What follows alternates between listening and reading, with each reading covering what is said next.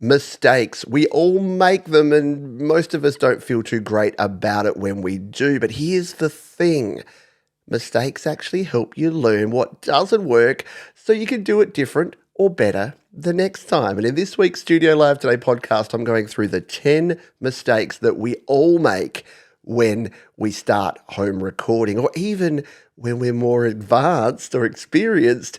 A lot of us are still making these mistakes on the regular. Hello. My name is Pete Johns. This is the Studio Live Today podcast. If you want to find out a whole bunch more information about me and about the channel, you can jump on over studiolivetoday.com, join the mailing list, check out the gear guide. We'll be talking a bit of gear today, so studiolivetoday.com/gear if you want to check that one out. Let's dive in to number one, which is about gear, and that is upgrading your gear too soon. You might be thinking, what's wrong with that, Pete? I want the best. I want to get some fancy gear. I want to go out there and buy a really high-end mixer or interface or microphone. I saw YouTuber X and they said, unless you're using a $1,000 microphone, you're not going to get good quality recordings. Well, A, bollocks, and B, you really want to focus on getting to know the gear you're using now. Because the skills you learn, if you can get a great recording out of a $50 microphone, once you go up to a $200 microphone, you're going to get a fabulous recording. If, however, you never learn the basics of an entry-level audio interface or an entry-level microphone or entry-level gear, it's going to make it really difficult to transition. You won't know the difference. And worse than that, sometimes what I've seen a lot of creators do is get overwhelmed. They dive in and they've got this fancy new mixer and they got no idea how to use it. Or they've got themselves an audio interface that has like 20 inputs and 12 outputs, and they plug it in and they've got no idea how to set up all the different inputs. Whereas if they went out and bought themselves a Focusrite Scarlett Solo or a Steinberg UI12, they would have plugged it in, it would have popped up, they plug in their gear, they record, they're away. So make sure that you're not jumping the gun and going, I need the latest, greatest, and best. Sometimes recording and getting to know the gear that you have right now is the best way to go, which is going to make point number two highly contradictory, because the second point I'm going to make is don't buy the cheapest gear. Yeah, don't buy the most expensive gear. Don't upgrade your gear too soon before you know what you're doing. And don't buy the absolute cheapest. Here's the reason. When you go to buy an audio interface, let's use this. Let's use a real practical example. If you go over to my gear guide, studiolivetoday.com/gear, you will find that I have all of the things that I recommend. Now, none of these are going to be the cheapest in their category, but none are by far the most expensive. They're all mid-range. And if I said to you, one of the interfaces I love is the Focusrite Scarlett 2i2. I also love the Steinberg UI22C. Those are great interfaces. And you go to the gear guide, which I recommend you do, you click through to Amazon and you're like, oh yeah, $150, that's a great deal. You're about to click buy. When your eye just goes down the page a little and you're like, wait a minute, that one looks very similar. And it's half the price. And it's got all the same specs.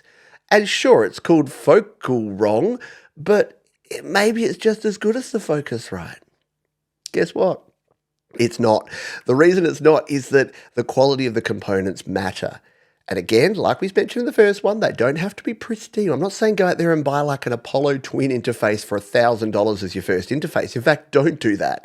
But when you're buying your first interface, or even sort of your second or third, just consider that you want something from a brand name that you can trust. And you want something that's going to use quality components. An audio interface has two main components. It has the input, which is the preamp or the connector that you actually plug your stuff into, and it has the output. It has the analog to digital and then digital to analog conversion that can actually take your analog sounds, turn them into ones and zeros, and make sure those ones and zeros are the best possible quality going into your recording software. So when you're buying anything, same goes with microphones. You'll be about to get your Shure SM57 or your AKG D5 or whatever it is, and you'll just go down and it'll be like, well, what about this $25 Amazon no brand one? Well, as people know, sometimes it's okay. When you're buying a bag of flour and you're in the shops, right, you don't really care if you buy the store brand or the fancy schmancy brand with the picture on the label. But if you're buying something like, oh, I don't know, a cola drink, we have our brands, don't we? Yeah. So I'm sipping on this cola brand, which happens to be my favorite. They don't sponsor me, so I'm not going to mention who they are. But I prefer it than store brand cola flavored beverage. And you're probably the same. There's some things because they're using better quality ingredients. Same goes for your gear. Buy stuff with good quality ingredients. Doesn't have to be the best, but it has to be good quality.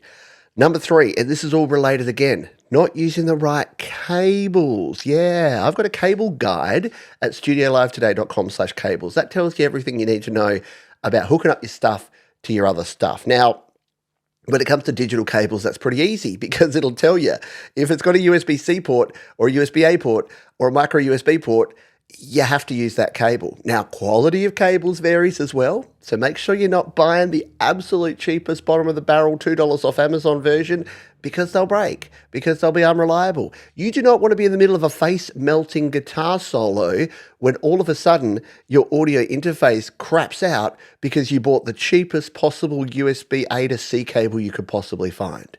You want to make sure that you have at least decent quality. Refer to number 2, buying cheap gear. Try to avoid it.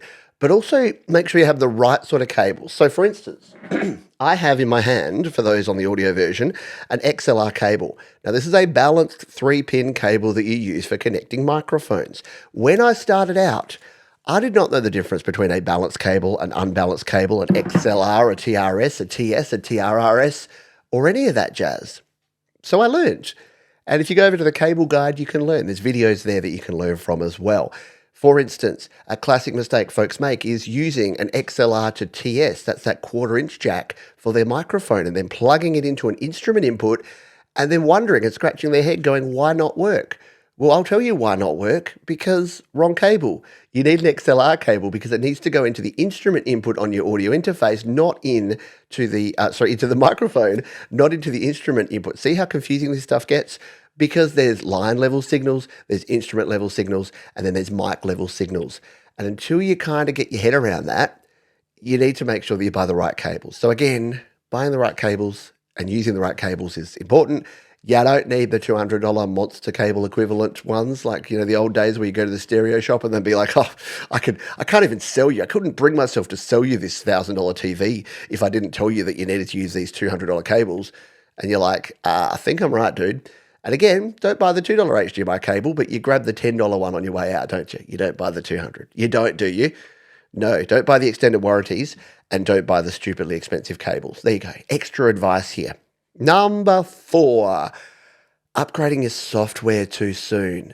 Yeah, this is one that's near and dear to my heart because I have a lot of conversations with people about a little app called GarageBand. Have you heard of it? It's GarageBand. It's available on your iPhone, your iPad, your Mac.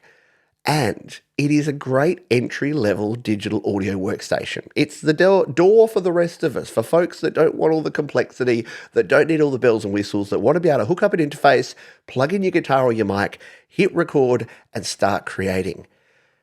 But it has a little bit of a stigma attached to it, doesn't it? Where are my GarageBand users at? Yeah, you're nodding. You're putting your hand up saying, yes, there's a stigma attached to this because Steve Jobs, when he released this, came out and said, this is the music creation software for non-musicians. And ever since then, every quote-unquote real musician has looked down their nose at GarageBand because they've said it's not a real digital audio workstation. Now, I'm not going to get into a big rant about why it is, but short version is you need to write a good song, you need to have decent quality audio going in, and then it's ones and zeros. And sure, your Logic Pros, your Pro Tools, your Cubases, they all have a lot more tools. They have more plugins, they have the more ability to do fancy mix tricks, but they don't have the ability to make that crappy vocal you recorded with the microphone in the wrong position and the gain turned up way too loud. That ain't going to sound any better in a different platform than GarageBand. So what I see a lot of folks do is that they start creating and then they start feeling the heat. They feel the pressure from these people. They'll maybe go into a forum and say, hey, I just need some tips on mixing this vocal. And people are like, yo, brah, what DAW you using? What you rocking? And they're like, oh, I'm GarageBand. They're like, Come back when you're using a real digital audio workstation, GarageBand. You see this guy, GarageBand. Yeah, that.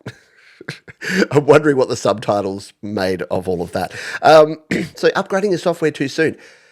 There will come a time where you do want to upgrade. And GarageBand has a wonderful upgrade path to Logic Pro, which is Apple's pro level digital audio workstation. But I've seen too many people take the plunge too soon. They haven't learned how to use GarageBand. They've never completed a song in GarageBand, but they've either been intimidated into updating or upgrading, or they feel that they should. It's going to make it better. Well, number one, better is subjective. So what you think is better, other people may not. And number two, it can actually make it worse. Yeah, same problem as we had with the gear. It can be harder to use. The learning curve is steeper. It is difficult. It's daunting when you see that big mixer with all of its knobs and dials and things to twiddle. You might not know where to start. So don't upgrade your software too soon. We all know when it's time. You'll know when you start getting frustrated with the features that you can't have. You're like, GarageBand won't let me automate anything but volume. It doesn't have a master channel. I can't use aux sends and returns. Well, if you didn't know what any of that meant, you don't need to upgrade. But if you know the frustrations of those things, maybe it's time to check it out. Number 5, getting discouraged.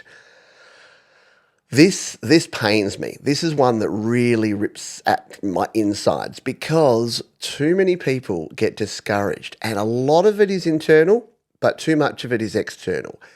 I wrote a song last year called Choices, and in that song I said, why do you care what they think of your choices in life? And I want to reiterate that here with creating, because if you care about what strangers on the internet think of you creating, recording, and releasing music, if you put that too high on your list of priorities of things to care about, you are not going to continue. You are going to reach a point where you get that one bit of criticism, that one bit of feedback, that one reaction that cuts deep. And I've seen it happen too many times. People just drop out and leave and never create again. And that is horrible, because the problem is those people are not the people that you want to be taking advice from. I say this a bunch, but if you're getting discouraged because you're looking around or you're getting feedback from people saying, your recording's not good enough, you're using GarageBand, you're terrible, whatever, just think about this. Why would someone who is a professional at recording music, A, have the time, B, have the inclination, and C, have the care factor to go into forums, to be in Facebook groups, to be listening to music of beginners and amateurs and telling them that it sucks? If they are kind and they're nice and they're actually helping out, they will want to lift you up. They will want to make you a better creator. The only people that will give you negative feedback that is like, you suck, you're terrible, you should stop creating, are people that want to thin out the herd so that their mediocrity can bubble its way up to the top. They don't want people to challenge their status as being a professional. But guess what? They're not a professional. And I know I've said this a bunch, and if I'm repeating myself, I'm sorry, but I'm not going to change my tune on this. Go and check out their music. If you're seeing people, if you're getting feedback from people, if you're getting discouraged by the feedback that you're getting from people, take a look behind the curtain. It's like the Wizard of Oz. Take a look behind the curtain and see what's actually going on with them and their music. And more importantly, what's going on with them and their life. It's like the old bully thing. It is more about them and less about you. Now, I'm not saying that all feedback is bad, that all constructive feedback is bad. This is a podcast about mistakes, for goodness sake. I think you need to know what mistakes you're making, and you need to accept feedback, and you need to identify your blind spots, and you need to work on the things that you're not great at. And you can only do that through feedback from people you trust. But the people that you should trust and get that feedback from are not strangers on the internet, especially ones who don't give you any constructive feedback. They just tell you you suck and you should stop. Can we please? Please? I don't want to see any more creators stop creating because they get discouraged, and I see it far too often. You're a beginner, you're starting out, you're an amateur, you're still finding your chops, or you're even a professional, and you just get that one cutting comment. And we as humans, I get it. You can get 9 compliments and 1 bit of criticism. And what do you walk away remembering? Yeah, I hear you. Number 6, let's get into some practical stuff. That's the motivational and the psychology side. What about some practical advice, Johns? Well, mixing with your eyes, or in my case, eye, is not a great way to be. When you're learning stuff, you're watching YouTube videos and tutorials from well-meaning folks like me, and we're showing you, we're like, oh, you must set your compressor to this ratio. You must grab the EQ at 2 kilohertz and move it up by 4 dB. Yeah, guess what? None of that may apply to you and your music because your music may be completely different. You may not have a nasally voice like mine where you need to find that frequency and drop it down. You may not record and mix your vocals too loudly and have to always make sure you're not compressing them too hard. Your vocals may be too soft. You may need to compress them more. Everyone is different. So why on earth do we give this advice? I know I frustrate people because one of the questions I get about things like compression and things like EQ is, what settings do I use? What EQ settings do I use? What compression settings do I use? And then they'll be like, what do you use? Can't I just use that? And I'll be like, no. Is your voice mine? Is your guitar mine? Do you record in the exact same way? Do you write songs exactly the same as mine? Then no. And the problem is that many folks, when you're learning, you learn by looking at what you're doing. And you're putting on, like, that's why people say, why don't you put the visualizer on when you're doing EQ moves? And I say, because then I'll see a frequency and I'll freak out and I'll assume I have to turn that down. That frequency may be awesome. That may be exactly what I want. But if you're not listening for it, you're not going to know. So there's a couple of tips here. Try turning off your screen or your monitor and listen, and then turn it back on and make changes, then turn it off and listen, or just look away. Take your mixes out, make mix notes, then come back to the studio and make the changes, where you can't be tempted to just tweak, tweak, tweak, tweak, tweak. How many of you have done that? You're at mix 7 or mix 8, and you're like, tweak, tweak, tweak, tweak, tweak, tweak, tweak. And then you listen to it back, and then you go back to the previous mix, and you're like, what the heck did I do to this thing? It was much better before I started messing around.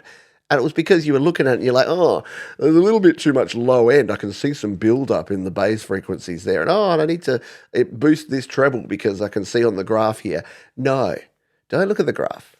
Listen. If it sounds good, it is good. Mix with your ears, not with your eyes. This is music.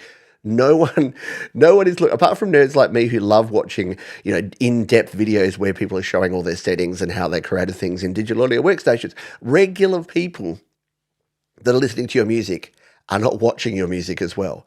They're not going to be listening going, they're not going to be listening going, oh, I bet the EQ graph showed that, or I bet that compression setting was a ratio of 7 and they should have used a ratio of 5. They'll be saying things like, it sounds good, or it sounds a bit muddy, and then you can go back and go, oh, where is it muddy? I know, I will use my ears and listen to the frequencies and find out where it's muddy, not look at the frequencies and go, oh, there's too much, 2 kilohertz. No, mix with your ears, not with your eyes. Number 7, related to mixing, can you please all say it with me? You cannot fix it in the mix. I know it's cliched. I know people have been talking about this since home recording or recording in general was invented, but there is no such thing as fix it in the mix. In fact, not only is it a fallacy, not only can you usually not fix things in the mix, but it's usually quicker to just re-record it. The amount of time and the amount of energy, the amount of effort that I've seen people go to trying different things to remove noise, to improve frequencies, to make a performance sound passable, when you could just grab a microphone and re-record it, or grab your guitar and re-record it, just change your settings and re-record it. What I'm saying here is get it right at the source.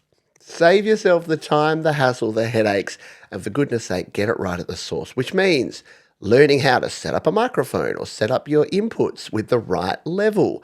Make sure that you're not recording too loud or too soft. You've got a nice consistent volume. Making sure your tracks are set up that if you're recording through compression or EQ or reverb or delay, whatever works best for you, you've got all that set in the right way. Experiment with this stuff. Find what works. Try different things. Because guess what? We are all different. No two people are going to record the same stuff exactly the same way. So, fixing it in the mix is a myth. Now, can you do some things to help in the mix? Sure. Are you always going to want to go back and completely re-record? No. But again, if you're listening to it and you can't hear it, it doesn't stand out like a sore thumb, then you're probably fine. If there's that one thing that bugs you, that every time you listen to a song, I've done this. I've finished a mix and there's been something that's stuck out to me and I've just tried to cover it up. And in the future, look, there's no such thing as perfection. I'm not saying you should try and be perfect, but in the future, every single time I listen to that song, that one part sticks out to me. I have a song called Fence Sitter, and the guitar, it's a fingerstyle acoustic guitar, and I was recording with a microphone and it was too close to my fingers. So the string noise was,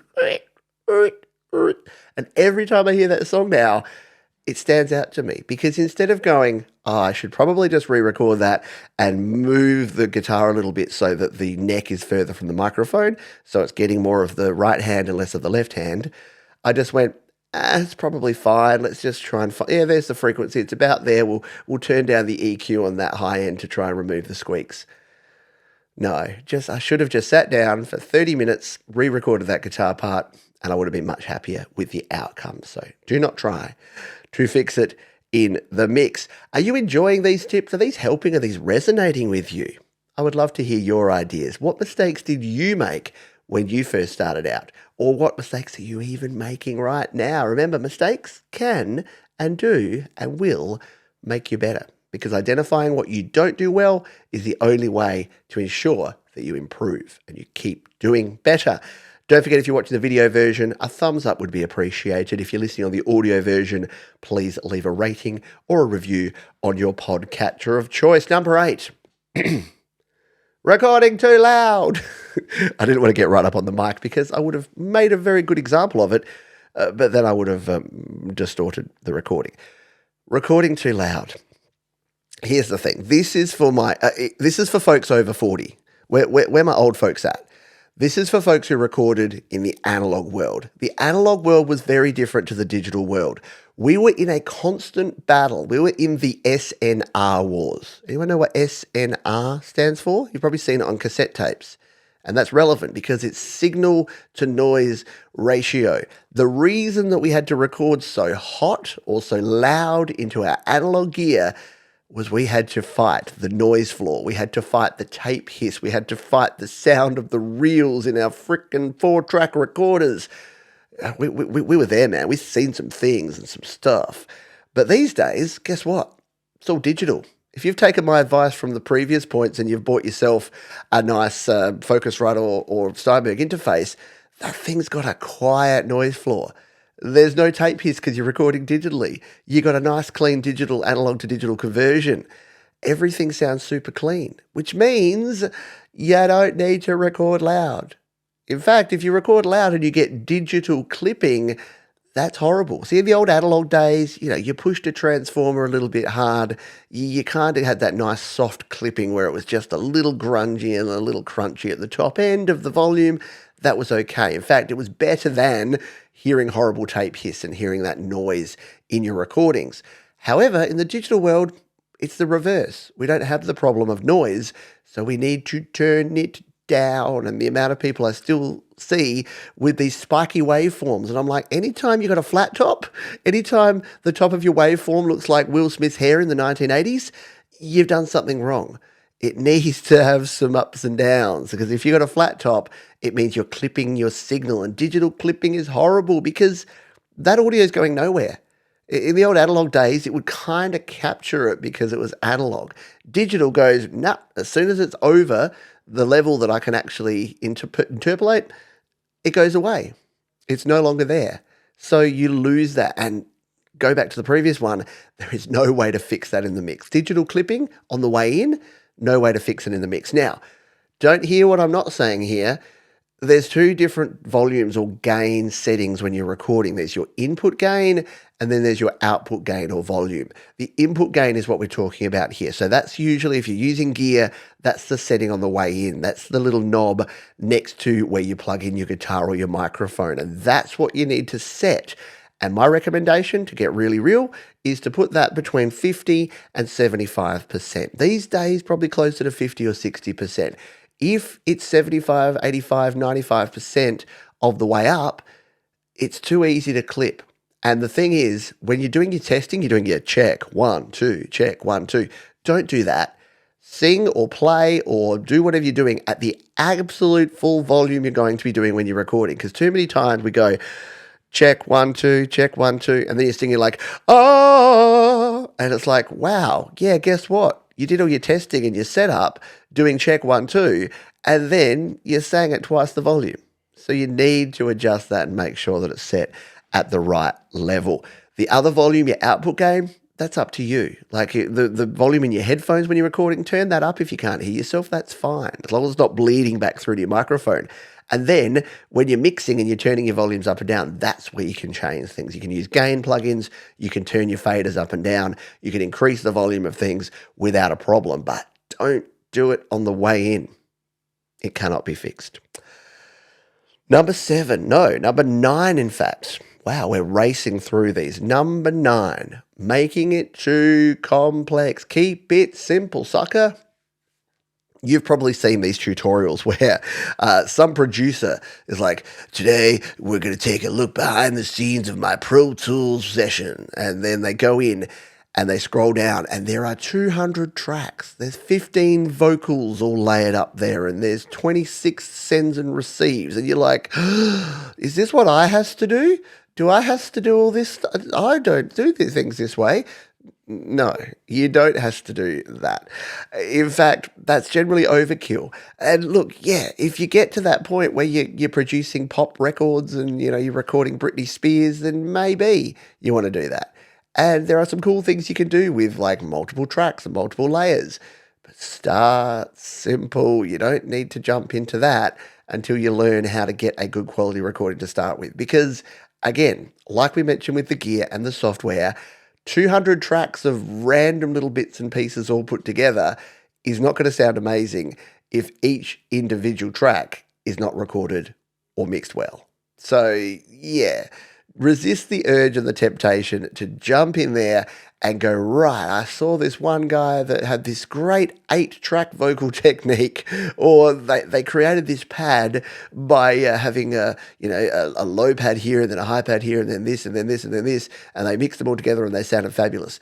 Yeah, that's probably someone with 20 years experience that's been doing that for a very long time, and they know each individual little tweak that they need to make and that they need all of those tracks. Every track has a purpose. And the other side of complexity is, if you do make things too complex, do not be afraid to take away.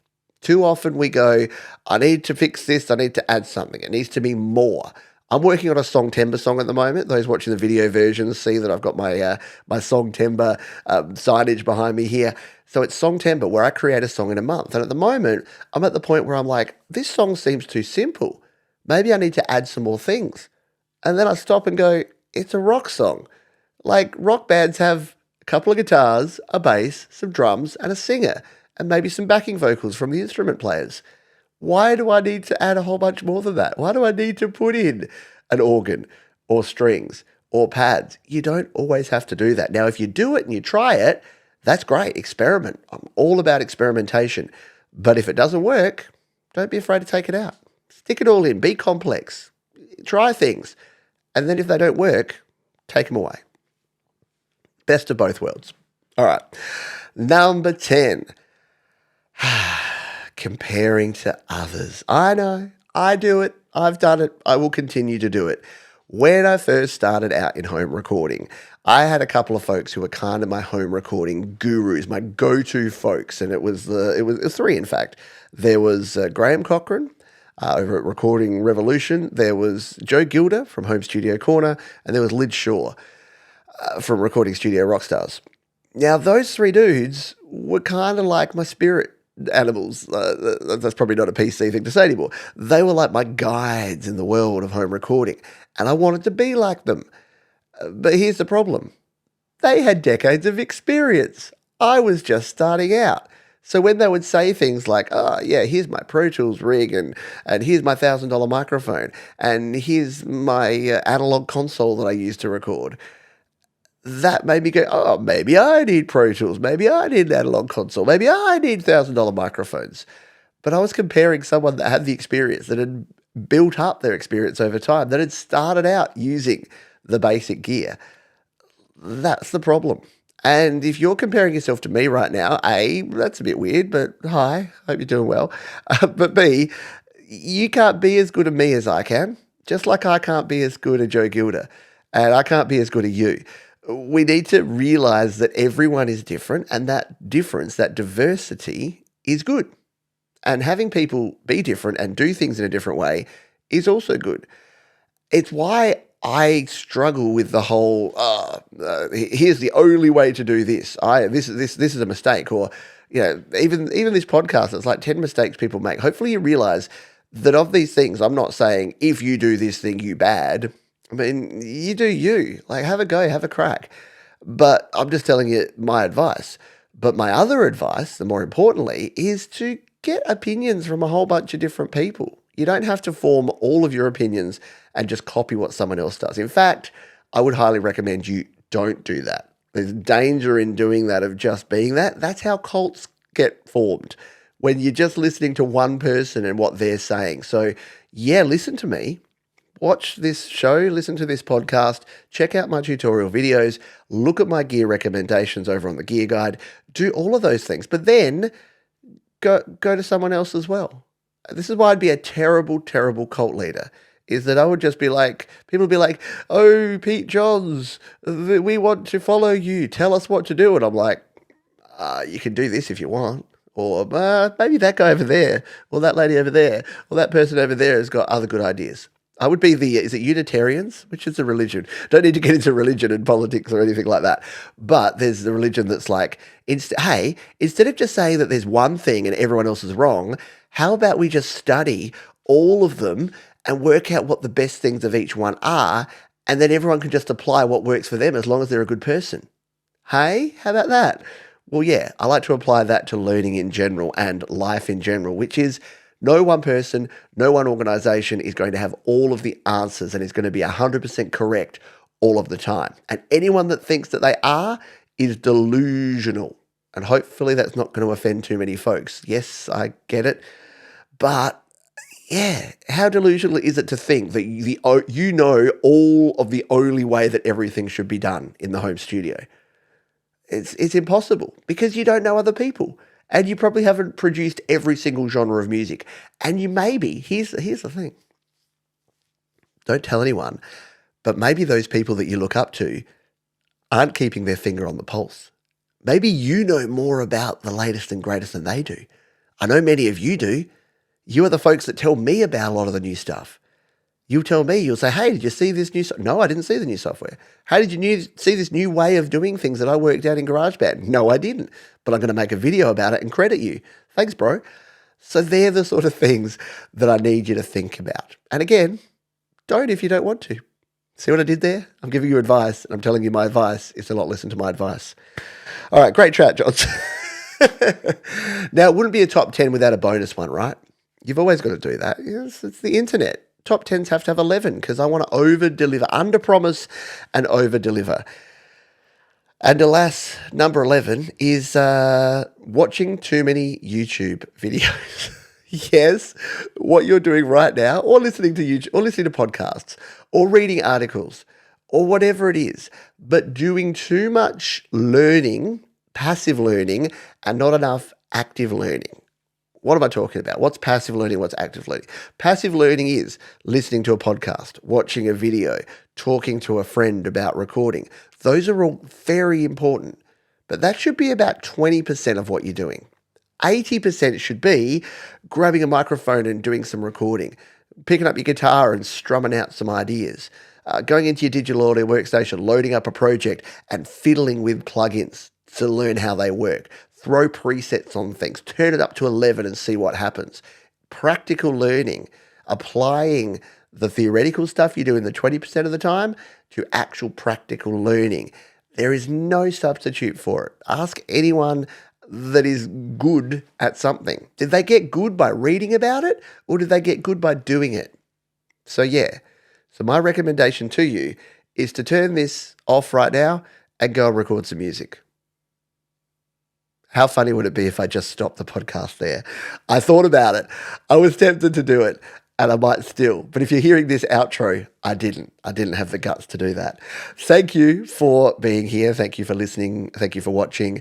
If you are watching the video version, I would love if you would go down and hit that thumbs up button. That tells the YouTube robots to tell the other YouTube robots that you got something out of this. And maybe they should come and watch it too. If you're listening on the audio version, thank you as well. Please leave a rating or a review on your pod catcher of choice. And don't forget, you can jump on over to studiolivetoday.com. We are in the middle of Songtember right now. Maybe it won't be by the time you watch or listen to this one, but every year we do a Song in a Month challenge. We do a lot of other stuff all year round. We've got Your Music Live, we've got GarageBand Weekly, we've got a bunch of cool shows and great videos to help you create, record, and release your best music. As we say at the end of each one of these, please be kind to yourself, be kind to others, keep creating, and I'll see you next time right here on the Studio Live Today podcast.